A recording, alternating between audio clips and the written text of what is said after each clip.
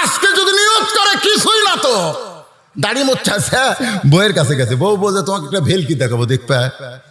তো স্বামী কয় কি ভেলকি? আসো দেখো, তোমাকে দেখ, জীবনেও দেখাই না, আজকে দেখাচ্ছে। তো স্বামী দেখার জন্য ঘরত গেছে, ড্রেসিং টেবিলের সামনে দাঁড়াইছে। ড্রেসিং টেবিলের সামনে দাঁড়ায় বলতে, দেখো তো তোমার মুখ আর আমার মুখ, এই দুই মুখ কিন্তু একই দেখা যায়। তোমার দাড়ি নাই, মোচ নাই, আমারও নাই মোচ দাড়ি।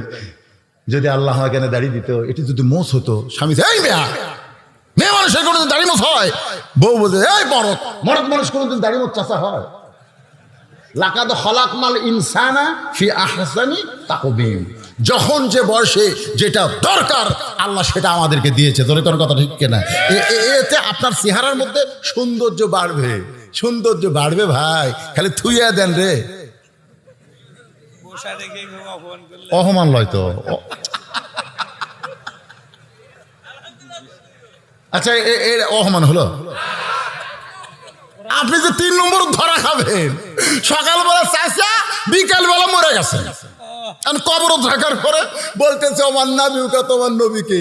আল্লাহ রাসূল দৌড়ে এসে বলবে কাক নবী সম্পর্কে প্রশ্ন করতিস, ওর চেহারার দিকে তাকা আর আমার চেহারার দিকে তাকা। অন্য হাদিসে আছে রাসূলকে দেখায় বলবে এই ব্যক্তিকে, ওই ব্যক্তির সাথে তোমার চেহারার খালি মিল পালি 3 নম্বরের উত্তর হয়ে যাবে। ধরে খান সুবহানাল্লাহ। এখন হয়তো বলবেন হুজুর রবীন্দ্রনাথ ঠাকুর তো দাড়ি থুছিল। রবীন্দ্রনাথ ঠাকুর দাড়ি থুছিল, কি মুসলমান? আমি মুসলমানের কথা বলতেছি। যারা মুসলমান দাবি করবে তারা নবীর এই আদর্শকে মানা দরকার আছে না নাই? মনে কষ্ট নিবেন না, যদিও কথা তিতো লাগে, আমল করেন, আল্লাহ তাআলা সম্মান বাড়ায়া দিবে।